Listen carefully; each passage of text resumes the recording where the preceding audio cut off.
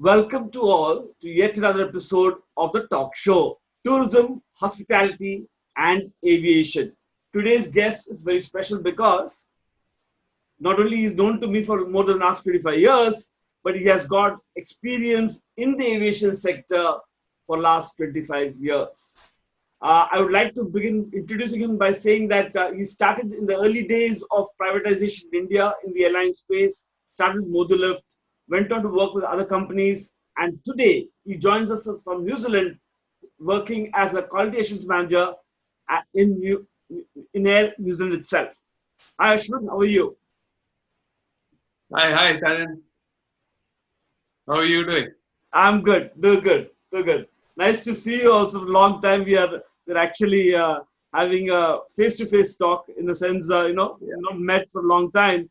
So today Yeah. we meet with a purpose, and the purpose is the idea of the channel is to make sure that there is a regular communication between the industry and the ones who are aspiring or are in the industry, want to know more about the information of what's happening in the aviation space as such and tourism space as such. So shall we get on Yeah. to business? Yep. Okay. So Let's get. let's ease out a little bit. And how did you start? Let's start from there. How did you start when the early days of privatization in India? We go 25 years ago. I know it's a little troublesome, but yes, if you could dig down, yeah, and say how did you start? How did you go about it? It'd be interesting to know as such.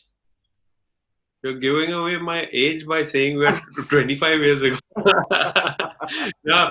But happy to share the journey because I'm sure anyone who's starting off, Sajan, we are all products from Garware Institute. I'm very proud that at the time, I must admit, I really didn't know where I was going when I first joined Garware Institute, but it has given a direction. At that point, I completed my graduation with a commerce degree from MMK College, Bandra. Thereafter, a little clueless as to where next. And then I got to know from family and friends that Garwar Institute has a tourism management course. That's how I ended up in Garwar Institute. I won't go into the details of Garwar. You know it more than I do. We were all there. Right. Thereafter, after the course completed, we had some great professors, if you remember, of those times, who sort of may have started the spark. As I said, I was clueless. So it was quite good that some of these professors triggered something in you to sort of go after, created an interest in that area. So that was really good. That was the starting point actually. Thereafter, towards I think the end of the course, I remember we were put on 3 months, 3 months sort of on the job Sure. through Garware into Air India, if you remember, just for 3 months during the vacation period. That was the first, how do I say, view of working for an airline of any sort. That I clearly remember was the first stepping stone actually of any sort to say, okay, looks like airlines is the way for me to go, perhaps. That 3 months gave an exposure to the airline industry, still at the airport, obviously, at that point. I don't remember. Were you also part of that, Sajal? Yes, I'm not very much, sure. very much. Sea batch. Yeah, I was a sea ship. Sorry. Yeah. right. I still remember I was in the Bravo batch. I don't know. They must be still there with Air India with those sort of batch systems. Yes. Uh, but that was the start. Thereafter, I think we completed the course, and I had gone to give an interview for Jet Airways, domestic airline Jet Airways, which now is no more very recently, but they were quite a reputed airline, if you remember, for a very long time. They survived a number of phases of privatization of airlines. Uh, this was back in the days of East-West Airlines, Lines. Yeah. NEPC Airlines, Damania Airways, Jet Airways, Modi Loop. These were all the players of that time, if you remember, Yes. who all disappeared, but Jet Airways stood the test of Yes. time, if you remember. Yes. I worked with Jet initially at the airport, so did a lot of those check-in desk roles, departure control, ramp coordination, which is out near the aircraft. You tend to coordinate the fueling, the catering, the passenger loading, the cargo loading, and all of that. You're coordinating the efforts of all that, so that the main goal being that aircraft firstly should be safe and not have any damage, and secondly must take off on time, because that on time, which is an airline term called OTP for short, on time performance, which actually decides how good your airline is. It's one of the key metrics in an airline. So that was part of the job I learned. You learned about load and trim sheet, which is loading the aircraft to balance the aircraft to before takeoff, which is signed off by the engineer and the crew, the cockpit crew, as in the commander of the aircraft. So those sort of things. It was a good exposure, early exposure into the airline industry. Made me feel very connected and drew me into that direction. I jumped therefore thereafter to Modiluf, which was a partnership airline with Lufthansa, and that went well as well. Thereafter, I joined World Network Services. Now, World Network Services is technically a BPO, but in those days, British Airways had a wing called Speedwing British Airways. They moved all their revenue accounting, British Airways' entire revenue accounting division into Mumbai. That was the first setup of BPO British Airways bought in. There was another one by I think it was Air France, KLM Air France. They had one more, another one. We were just two at that point for airline revenue accounting as a BPO. Right. And I was quite earlier on involved with setting up some divisions like the Interline revenue accounting division of British Airways. I was involved in that in those early parts. So it was quite a good exposure at that point. From there, I got married and then moved across to New Zealand. And in New Zealand, I got employed with Air New Zealand. I'm still with Air New Zealand even now. I've moved quite a few roles, eventually ending up right now in my quality assurance manager role. It has been a great journey. All I can say is that the path started off with Garware Institute into the airlines, into a BPO, and then back into the airlines, and also helped me out in an international level, at an international level, only because WNS did give me that sort of, how do I say, that view into how do you communicate with international customers, around the world. So it was a good overall exposure. It's going to be a very interesting conversation, I know, because I have lots of questions to ask you. You could be, especially many of them who are listening, will be listening to this video as such. So firstly, let's talk about revenue accounting. What is revenue accounting, and how can that be a stepping stone in the aviation sector? How is it linked? What is it like? Okay, revenue accounting is obviously accounting in a way. Only distinct difference being that general accounting, if you think of or you look at any organization, general accounting is sales happens of whatever might be your product, and after the sales, you take off all the overheads, costs, etc., labor costs, overheads, all of it is stripped off, and you end up with what you call as your revenue, or rather which goes towards profit. So that revenue. Airline, unfortunately or fortunately, is quite unique in the sense that when something is sold, as in a ticket perhaps is sold, it's not entirely your revenue as an airline, even if you strip off all the costs and everything. Why is that? It is because on a ticket, or that for that matter, even cargo for that matter, very few segments are entirely on your airline. So if a passenger, I'll explain to you, Sajan, is that a passenger goes to a travel agent. That's right. The passenger goes to a travel agent, buys a ticket, but he buys a ticket, say, of Air India ticket. I'll just give you an example of Air India. In India, a travel agent might give you an Air India ticket. You pick up the ticket and it actually says Air India on it. These days it's e-tickets. Back in the days, if you remember, they were the typical airline tickets. But you get a single airline's name on it and their code on it. And you pay the money to the agent who will forward that money to that airline, Air India in this case, in my example. But we know that Air India does not fly to every single destination around the world. But the agent will direct you from where you are, in Mumbai perhaps, to whatever point you want to get to. Right? And he will book the ticket. So you are now probably on a round the world ticket, which has 7, 8 airlines on it, including Air India. but the money is still sitting with Air India. Is that entire savings of Air India? It isn't. And Air India will have to start paying those other carriers their share after having provided the service, which happens much later, remember, depending on the person's journey and date of travel. So it's quite unique. So it's quite complex.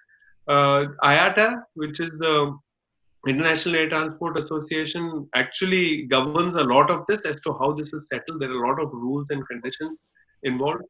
Yeah, so airline revenue accounting is slightly unique compared to most other accounting worldwide. Actually, I quiz you the same area again. How is it working for a BPO? Because many of my students and the youngsters, they believe that working for a BPO or a KPO is not the way to go forward. That is a place where you get spoiled. That is a place where all the wrongdoings are there, and so on and so forth. And you're the second or third guest, yeah. You're the second or third guest who has worked in the BPO actually and said that there's nothing wrong in it. It's a matter. How do you look at it? Yeah, that's what I want to know. That this is news to me that people get spoiled in BPOs. I mean, I turned out all right. Yeah. I mean, I've got a daughter who's 14-year-old. I'm proud to say I'm a fairly okay example for her to follow. So I don't know about spoiled. Uh, I don't know which career. All I can say is BPO has.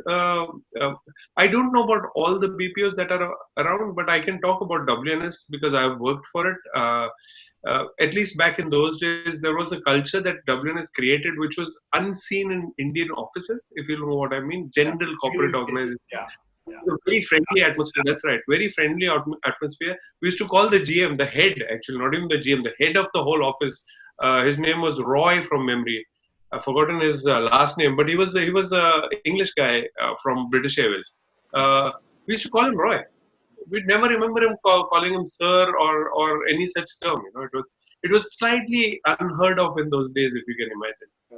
Sure, a lot of youngsters joined. A lot of us were young blood in the organization. I would assume even today, Yes. BPOs Yes. predominantly must be Below 30. younger age group. Yeah. Now, if there is spoiled word used because of that young age and young blood around, I don't know about all that. But which office can tell you, guarantee you that you can't? It's up to each individual, isn't it, to focus on certain things. So my experience was you get a fantastic stepping stone into, how do I say, a typical office environment. If you are a sharp person, you will learn how to the skills of management, if you like, or working in a managerial environment. What are the important things you need to take away? And and I mentioned earlier as well, one of the key things I took away, I must admit, besides looking at how a corporate world works, what are important things as far as, for example, processes are concerned, what are important about systems are concerned, what are these key elements, what are some of the management terminologies. Without having done actually an MBA, you can actually grasp a lot out of just general business administration. And to top it all, my feeling is, in certain BPOs, depending on what your role is, you actually have clientele who are actually sitting abroad in another country. Interaction. Uh, that's right. And I used to deal with British Airways and Qantas directly. And you tend to speak to those people, and No. you learn to communicate in a world stage. Communicating within India also is fantastic. I'm not disputing that, but it gives you exposure to some other cultures where you very quickly understand what is the right way to talk, what is the wrong way to talk, how do you put forth certain sentence, etc. It's brilliant. Also on email. Email communication also is an art, right, Sajan, as you know. It's not just writing a few sentences. You need to, there's a tone that could be misunderstood on emails if you do not. So these were fantastic learnings for me. Besides just understanding how to manage things, you learn to run teams. If you are sharp enough, you can run some teams. You can go up the ladder very quickly if you want to. And if you are the sort who can at the side also do some additional studies to just support you, you can go places. I definitely feel so. My when I moved to Air New Zealand, one of the key questions they asked, who did you work for? I said World Network Services. Who World Network? I see. They researched. They got to know it was part of British Airways. So that all helps when you're going abroad into Air New Zealand, for example. A great Before we go experience. into New Zealand and your profile there, one question again, basic to India is concerned. When you were a youngster and when you were applying for Modi Lift and I'm taking you 25 years behind, uh, Yeah. what is that? What is that you had in you that you think that actually clicked you to start a career in Modi Lift in airline industry? It's not easy. It's a very competitive. So what is it? What was it in you as such a quality that thing stuck as such for you? That's a very good question, Sajan. The reason being that I can talk about 25 years ago. You'll guide me better what's happening today in the education system in India. But in India, usually the focus always has been both from parents and from teachers has all been about academic, academic, academic. And my learning through those early years, and even at the stage of interviews, for example, with any of the airlines, has always been that yes, sure, academics is important, no doubt about it, no disputing that. Even what was taught at Garware Institute, some of those subjects absolutely important. For example, pay construction, I remember, was taught in Garware in those days, which came in handy. I still am using it, by the way. That really was very handy. But what also helped was any other things that you can participate. If you remember, Sajan, in those days we used to have certain presentations we had to do, or certain projects we were given. I was Sometimes a little exhibition was done. If you remember, I think you and I had done a thing on yes, Taj Mahal. yes, That's yes. right, isn't it? Yes, Yeah, very much, yeah. So, very much. so those sort of things can be undervalued, if you know what I mean. Like generally that, oh, what the hell is that going to help? Like academics, academic, not really. I think those sort of things makes you a more all-rounded person. And I can guarantee you, in my initial days, interviews always are very daunting for anybody when you're fresh out of college or studies. But if you're participating in these sort of things, you are half, at least 50% there in confidence, if you know what I mean. Yes. Because interview can be daunting. It can be daunting earlier on. It's about practice. After you do a few, it gets easy. But in those early days, I think all those other things that we did, whether it was presentations or we went out somewhere and did some project or any of those activities, even our cultural activity we had, I don't know if you guys have that now. Yeah. Even those things, they all add up to build your confidence, I feel. Which, answering your question, which I thought was a good mix that I learned a lot of, even earlier college days before Garware as well. You learned a lot of academic things, but you complemented it with a lot of these other cultural activities or other curricular activities. You need that balance. It's very important, I think. Uh, we will we will go to New Zealand now. So, what's a major difference working in New Zealand and that you have worked in India in the same space in India for a long time? So, सबसे फर्क क्या है? दोनों में फर्क है पहली बात और है तो क्या है? Yeah, there are differences. Definitely, there are differences. There is a cultural difference for starters. Even if I have to talk further, besides the Indian culture or Western culture, is there's also work culture difference as well. In India, there is a general hierarchical system in a corporate organization where if you're a subordinate, you have to do what the manager says, and the manager has to do what their manager says, and so on. And it's almost like a regimented military style operation where your designation decides whether you have the clout to put some idea forward or not, or anything forward. You are almost trying to unless you're at a position, you can't. If you're reporting to someone, you have to just shut up and follow instructions. In Western countries, I would assume in general that's slightly more flexible. So regardless of what your position is, you can just go ahead and go to the top boss in the department head, talk to them, put forth your view, and it will be taken. I know the culture's changed in India as well of recent, I believe. It's quite Yeah, similar now. changing. And I think a lot of it, that's right. And I think a lot of it might be driven by the IT industry, I think, because they are now coming up with all the management level paradigm shifts Yes. in general. So that is a good thing. Our India has culture been is exposed. changing. Yes, very much. We should acknowledge. So I think that's right. From a work culture, I would say that is definitely a big difference, distinction. Uh, Other things are quite unique, and because I'm from the airline background or tourism background, perhaps I would say some uniqueness should be there because that makes your country's or any country's own cultural aspect quite unique. I always have this feeling that New Zealand and India has one thing in common: people are very friendly in general Jen. to guests. I mean, in India, we also have the saying, Atithi Devo Bhava. That's right. So these sort of things, while as you learn all Western culture and stuff, you tend to sort of think of whatever. No, there is some meaning in it, and that's ingrained in us, in our blood, and it helps. It all helps, those sort of things. And tourism is a service industry. If you have that concept in your mind of Atithi Devo Bhava, you're set in general, whereas certain countries, like apparently in the US, I can tell you my personal experience while traveling to the US as well. Not necessarily, it doesn't come naturally for a lot of people. Just treating guests with some with polite remarks, etc. It doesn't necessarily come naturally. New Zealand is another country where it's quite natural to be polite to people in general. So even in India, we know that depending on where you're in India, there are different levels of this as well. But I think Official. these are in general, I'd say, yeah, in general, I'd say differences. One other difference is in India, academic qualification is treated highly important, whereas in a country like New Zealand, your experience is given more importance than your academic qualification.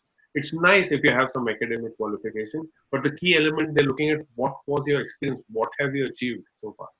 So I would highly recommend, considering India is catching up in the same sort of culture, I would highly recommend any youngsters today to sort of go and do stuff outside of what you're doing on a daily basis. If you're studying somewhere, it's worthwhile just going and doing some, even if it's charity work or something on the side, or learn something new. It always, you don't know where it will come handy. You just don't know where it will come That's handy. what exactly I was going to come to, because you told me your experience in WNS did help you. So you just said that you spoke to people in UK and other places where you had to work related to speak to them. So obviously that exposure in BPO did carry advantage for you when you worked in New Zealand also. Am I right?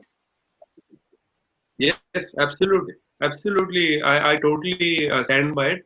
I'm still a little perplexed about your comment of the general population having this feeling about BPOs. I don't know what that means. All I can say is that, and I'm not the only example, by the way. I live in New Zealand. I'm in this corner of the world with just 4.5 million people sitting in this country. And within there, I can tell you there are people from AFS that I know who are working here in New Zealand. I know from WNS. I know from Axilia, which is one of the other BPOs, and I also know from Sutherland. So I know quite a few DCS. I know people who are in New Zealand who have done quite well for themselves. So I'm not sure about that comment about people get spoiled in BPOs. I wonder, is it too much money these days? Is it? I don't know. Well, I believe there has been a notion that working in a BPO can give you bad habits and it can give bad influences. So that is not where a career starts from. A career has to start from a well-defined office, and the work has to be as a tour operator or at actual reservations. That is what a work is all about. So that's a mindset, and it is people like us who has worked. We know what actually it takes to be there. So I do Yeah. make it, if there's a person who's worked in that arena, do share his experiences and direct the young mind in the right direction. Going forward, Ashwin, the second part of our discussion today is guidance and counseling for students or youngsters or young minds who want, or people with experience also want to join the aviation space. Okay. So how do we start? If I'm a youngster, I'm a 20, 21 years old person, I want to start in the aviation sector. Where do I start from? Where do I apply? How do I go about doing it? There are many different ways. I'm not an absolute expert in that, but from my experience and my observation over years, as years have progressed, you tend to reflect on your life. You tend to look at some other people around you, and you gather information. You observe things, and in your head at least, you put things together.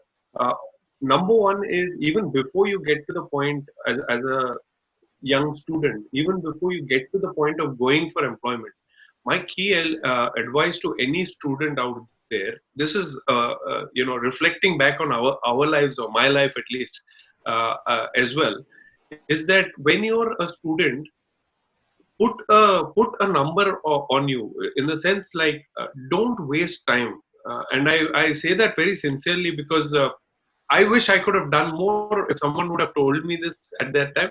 But one of the key advices, when we are employed, Sajan, we have our salary, and then if you divide that salary by the number of hours you work in that week or month, if you get a monthly salary, that will give you your hourly rate. Great. And Correct. that is basically saying that per hour you are worth so Correct. much, So much. Yeah. right? Your work or your skills or your whatever you have, your skills, experience, all of it is equal to per hour so much rupees or dollars, whatever that might be. I would suggest every individual student to put a rate next to themselves per hour rate, and then not waste any hour that they have at hand while they're away. Make use of every hour, because that is all money at the end of it. That is your value. That is your value. So put a price tag on yourself right now as you're a student, and make it count. Make every hour count. So if you are studying, and after studies, whatever 9 to 3 or whatever your studies are, after you finish, if you think that's it, end of story, try to give the next few hours also some value. See if you can. I'm not saying value as in go and do some work. I'm just saying go and do something constructive. Those experiences, that's right, those experiences will definitely add value. You will be surprised how those things come around later in your life to add value in whatever you do. So learn to keep doing something. That's what I mean. And so don't waste those hours, those precious hours you have. Later on, we all struggle in life to have extra hours. We're finding hours to do our responsibilities at work, do our responsibilities as with studies, if you like, additional studies. We don't seem to have time anymore. So in those early times, use this time. Most of the successful people have done that. You will notice. So that's number one. And then, as far as your question is concerned, in the industry of tourism and aviation, it depends whether you want to go into the travel agency and tour operation, or whether you want to go into aviation, Aviation. BPO. These are aviation BPO. Aviation, yeah, it really depends. I mean, I would suggest in those early years, there is nothing wrong in trial and error. As in, go for an interview, go for an airline, give it a shot, see what you feel about it. Do you like it? Because each individual is quite different. Give it an opportunity. Give yourself an year, maybe 6 months. Absorb a bit. If you like it, continue. Don't like it, jump into the travel agency line. Give it a shot. Super. Go into tourism. Give it a shot. That's right. Those early 2 years, give yourself 2 years. Nothing's wrong. You're not losing anything. You're gaining. You're gaining experience and exposure of different sort. And that will, at some point, there'll be a spark that will tell you, I think this is what I need to do, and carry on. Because you don't want to end up just forcefully into aviation, for example. There's no silver bullet for this, where aviation is the only line, or travel agency is the only line for everyone. No, nobody can guarantee you that. Each individual is different. What tourism course does is it gives you a basis, and then off those bases there are a lot of offshoots. So give it a shot. Give it a few shots, and somewhere something will tell you this is more for me than the other two that I did, or something like Very that. But interesting don't be scared audience. to give. I hope you've heard him correct. He says that give it a shot, keep your arms open, keep trying, and you just make sure that you add value to yourself. It'll take you far. Ashwin, you have been a recruiter now. We're shifting gears now. I'm not talking to you as a person who have looked for a job. I'm talking to you as a recruiter. What do you look in young blood? What is that you look for? Basic, apart from the technical knowledge, what are the factors you consider when recruiting young blood? That is a fantastic question, Sajan. I wish someone had asked me or around me had asked this question when we were young, before Yeah. getting into the workforce. You just give us some clues as to what is good to do and not to do, stuff like that. I think my learning, when I am sitting in taking an interview for my team or my area, I am more looking at firstly energy. People who show energy. Remember, in an interview, we barely have 45 minutes to an hour to assess someone. It's very difficult to assess. I'm talking on the other side of the interview where you're sitting taking the interview, not giving, but taking the interview. Uh, we have just 45 minutes to 1 hour to gauge the person in front of us. Uh, we wish we knew all their history. If we had a video of it, that would be fantastic, but we don't, right? So we have to ask questions in a way that their responses suggest and their experiences that they provide us when responding to those questions suggest what sort of a person is that person. So energy and liveliness is always appreciated, by the way, no matter what, whatever role you go for, because as a team member, you can polarize the one next to you, or like a magnet, to steel, where you just tend to get the whole team's energy up. So that is one thing definitely looked at usually, personality of the person. And back, the reason I said I wish someone had asked us is because going back in time, we don't tend to think about all this, right? You being a personality is helpful, or you being a little bit, out there is good. That doesn't mean everybody has to be there. It will be nice to develop that skill. That's one. The other is that curiosity. Definitely curiosity. You like people in young blood to be curious about things. They want to question, because if they're going to come into my team and they're just going to do exactly what is told and carry on, then they will not add much value. They're just holding forward. Yeah, correct. So I would like personally, or generally, I think employers will like someone who comes in who's curious and finding out why is this done this way? Why can it not be done that way? And based on their past experience, will come and add value. So curiosity is something I think highly sought after in general. And then comes your other skills like technical skills, other experiences related to the industry and stuff like that. They all go. But these two generally, I would say, will be quite a handy tool on the side to have, or a skill to have on the side if you can develop. So youngsters definitely should try and develop these sort of question things. Uh, Ashur, actually, honestly saying, I'm running out of time also for the first session. I have a lot of questions to you because it will be a very interesting conversation. Though for the last question for the first session is concerned, part one is concerned, how much of international experience as a young blood? I've done my graduation or post graduation tourism or any other course, and then went on to work for 3 or 4 years. I'm 26, 27 years old. I get a chance to go to Gulf. I get a chance to go to Europe, anywhere. Should I pick up that kind of opportunities, or should I say, no, I don't want to leave my country. So why do I go there? I might as well be and work here. What is your views on that? If you get international exposure, how does it work? Hard for me to answer that question. It depends from person to person. All I can say is worldwide, not just in India. Worldwide, everyone these days are looking for opportunities wherever they can get. Nobody is now restricting themselves to the same place that they were born and raised and etc. Everyone is looking. I have certain skills. I have experience, knowledge in a certain area. Who out there is willing to employ me, and am I wanting to help them out with by being employed and adding value to their company? So it has changed in that sense, the mindset about should I be working here. But what does happen a lot, and it would be nice if this could happen, is that you go somewhere out, whether it is Europe, whether it is Middle East, whether it is New Zealand, wherever you go, if you could possibly give back to the place where you were in whatever way, whether you go back with your experience and give back, yeah, or from wherever you are supporting something back in that country, these are all quite valuable. These will be quite valuable things, I believe, in the after you get employed somewhere else. So I wouldn't say that don't get employed or don't take the opportunity of being employed somewhere. I would. It depends from individual to individual.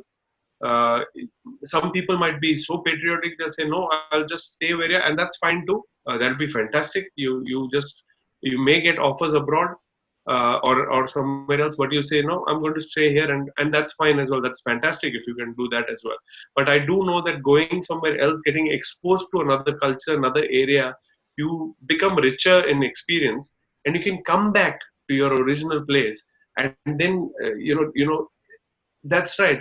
Improve that place with some, uh, whether it is trends or experiences, which otherwise there's no way of getting besides going. Right, Ashwin, the part one discussion ends here, but though I would like to summarize it, two, three things that you said, very important. One is add value to yourself. Make sure you do something else than what you, 8 hours of work you do, you add value to yourself. Second is that going abroad is not a bad idea at all. Yes, you come back also, you'll add value to what you're doing and to people around you. Ashwin, thank you so much for being here with us today. We will have a round two, part two also along with you. We'll talk about post-COVID and international COVID situation and how other airlines are tackling these issues in the days to come. So thank you so much for being with us today, and we'll meet you again. Thanks a lot, Sajan. Thank you. We'll meet again.